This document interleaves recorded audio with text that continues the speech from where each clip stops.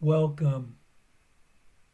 Today we will read Lesson 108 in the workbook and from the text, Chapter 11, Section 2, The Invitation to Healing. And now for Lesson 108.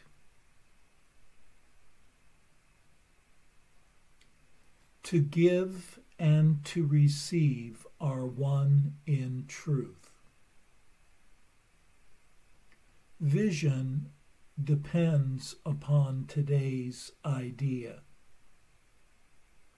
The light is in it, for it reconciles all seeming opposites.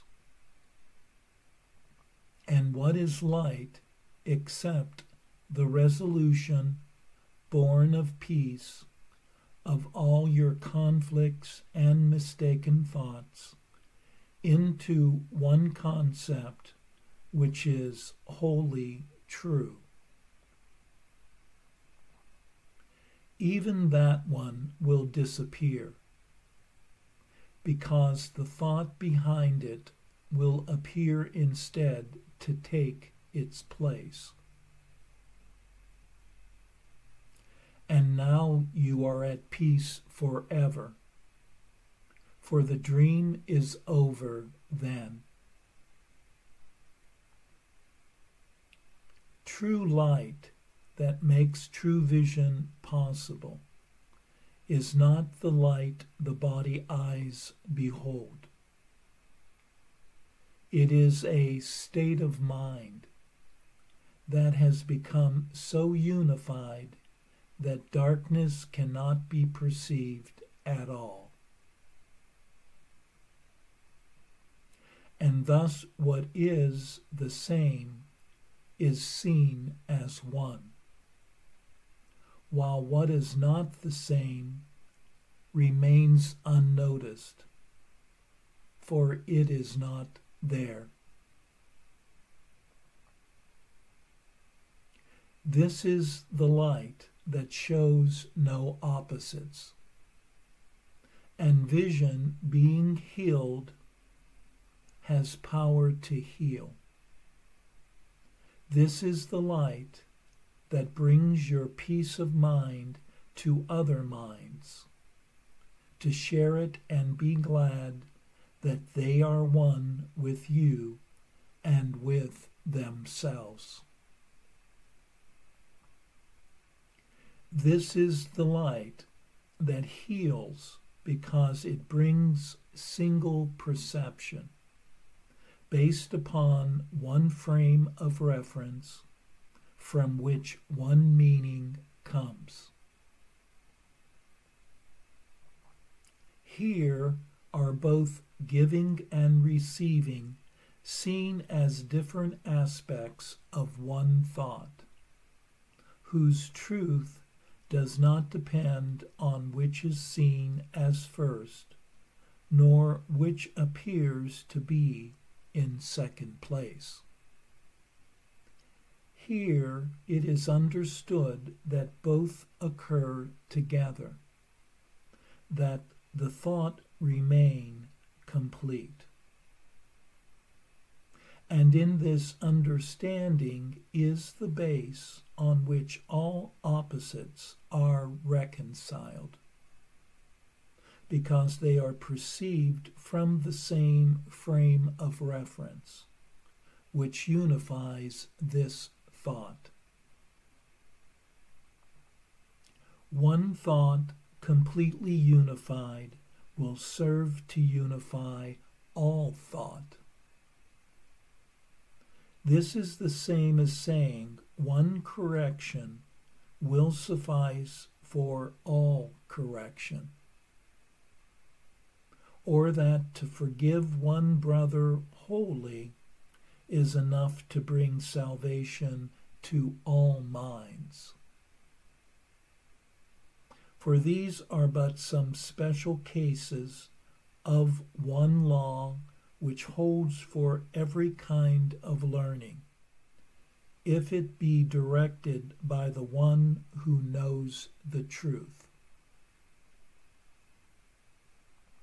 To learn that giving and receiving are the same has special usefulness, because it can be tried so easily and seen as true. And when this special case has proved it always works in every circumstance where it is tried, the thought behind it can be generalized to other areas of doubt and double vision. And from there, it will extend and finally arrive at the one thought which underlies them all. Today, we practice with the special case of giving and receiving. We will use this simple lesson in the obvious because it has results we cannot miss. To give is to receive. Today we will attempt to offer peace to everyone and see how quickly peace returns to us. Light is tranquility, and in that peace is vision given us, and we can see.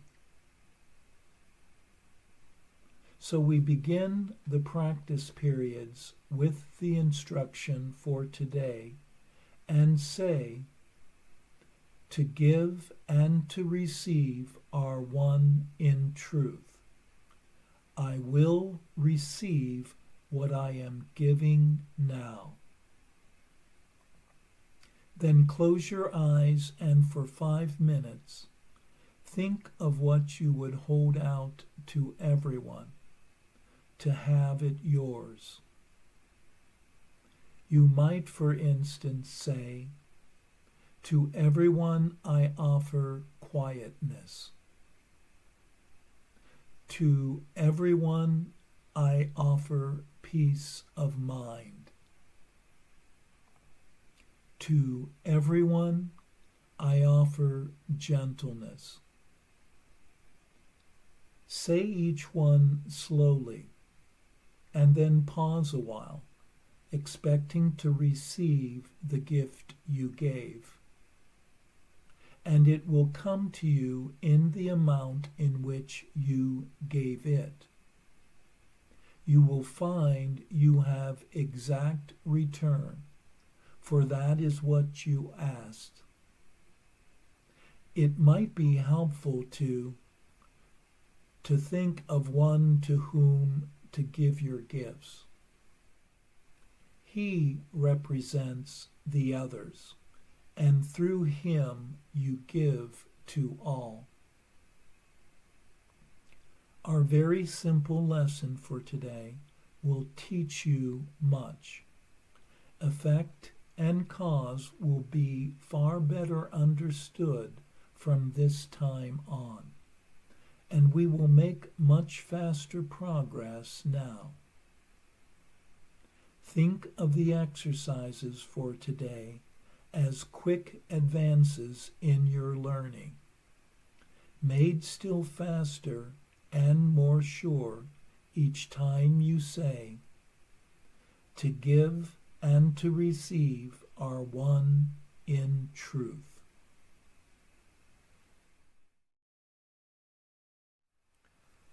Light comes from love and is the answer to all conflicts and mistaken notions. True light makes vision, the seeing with love, possible. Light is a state of mind that is unified, that can see the oneness of all things. It shares peace with other minds and is joyful in common unity.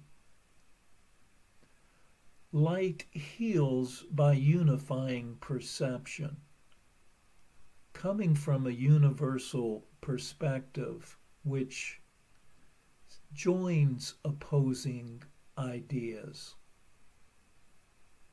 Thus, giving and receiving are seen as different sides of the same idea.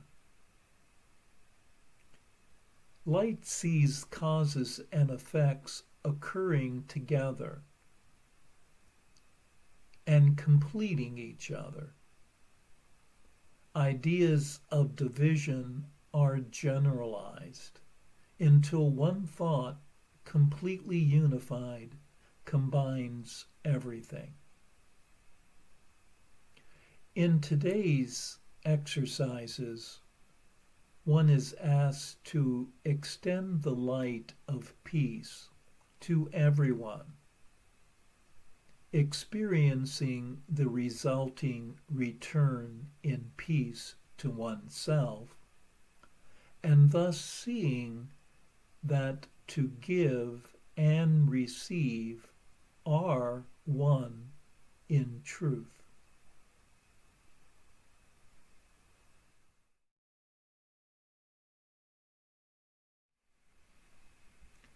And now for our text reading for today from chapter 11, section 2, the invitation to healing.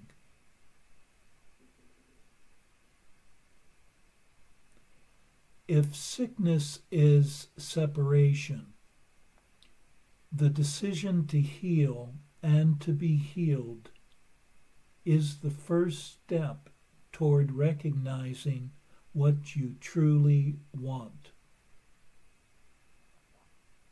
Every attack is a step away from this, and every healing thought brings it closer. The Son of God has both Father and Son, because he is both Father and Son.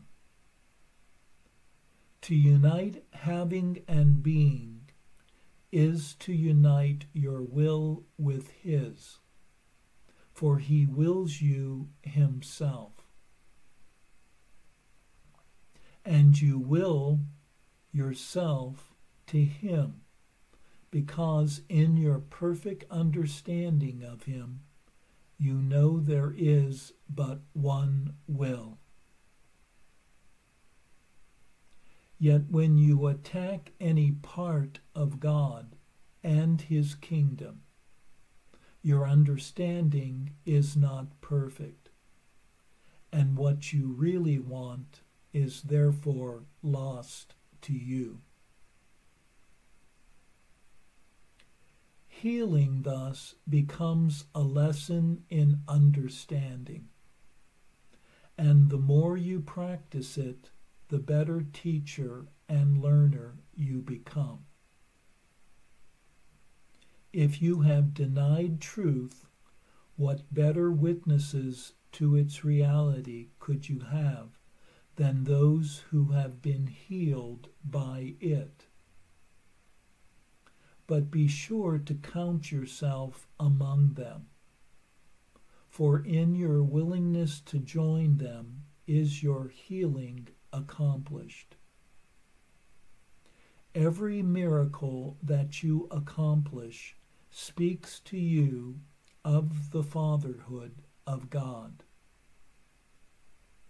Every healing thought that you accept, either from your brother or in your own mind, teaches you that you are God's son. In every hurtful thought you hold, wherever you perceive it, lies the denial of God's fatherhood and of your sonship. And denial is as total as love. You cannot deny part of yourself, because the rest will seem to be separate and therefore without meaning. And being without meaning to you, you will not understand it. To deny meaning is to fail to understand. You can heal only yourself, for only God's Son needs healing. You need it because you do not understand yourself, and therefore know not what you do. Having forgotten your will, you do not know what you really want.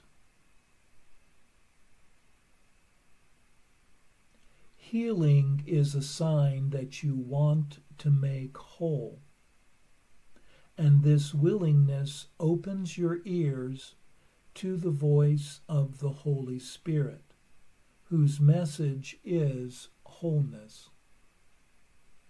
He will enable you to go far beyond the healing you would undertake, for besides your small willingness to make whole, He will lay His own complete will and make yours whole. What can the Son of God not accomplish with the fatherhood of God in Him? And yet the invitation must come from you, for you have surely learned that whom you invite as your guest will abide with you. The Holy Spirit cannot speak to an unwelcoming host, because he will not be heard.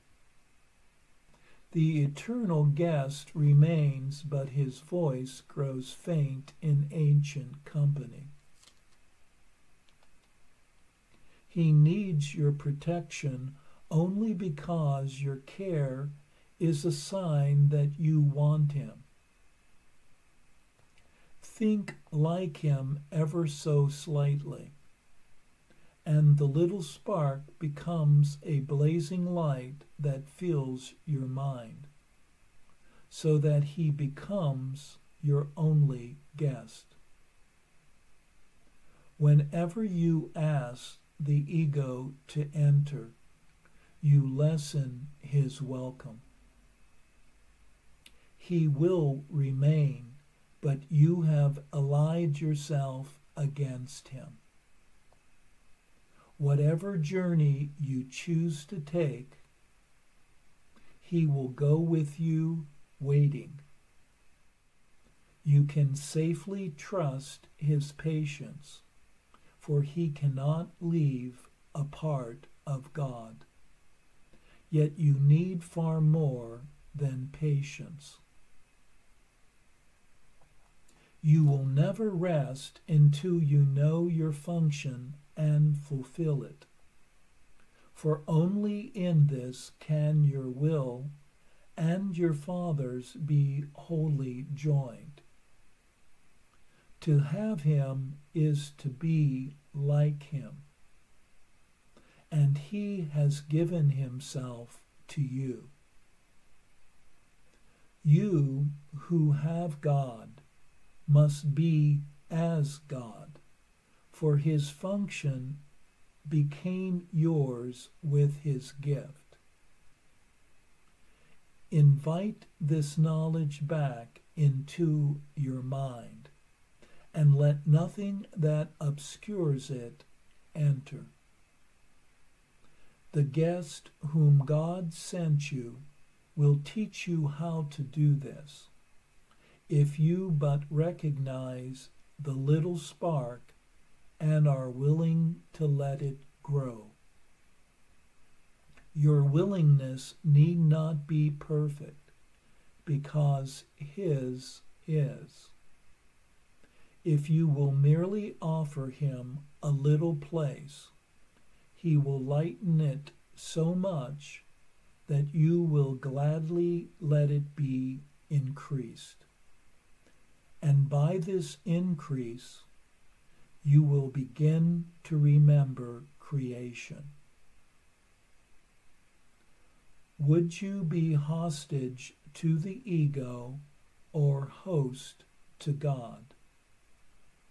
You will accept only whom you invite. You are free to determine who shall be your guest and how long he shall remain with you. Yet this is not real freedom, for it still depends on how you see it. The Holy Spirit is there, although he cannot help you without your invitation. And the ego is nothing, whether you invite it in or not. Real freedom depends on welcoming reality, and of your guests, only the Holy Spirit is real. Know then who abides with you, merely by recognizing what is there already, and do not be satisfied with imaginary comforters, for the Comforter of God is in you.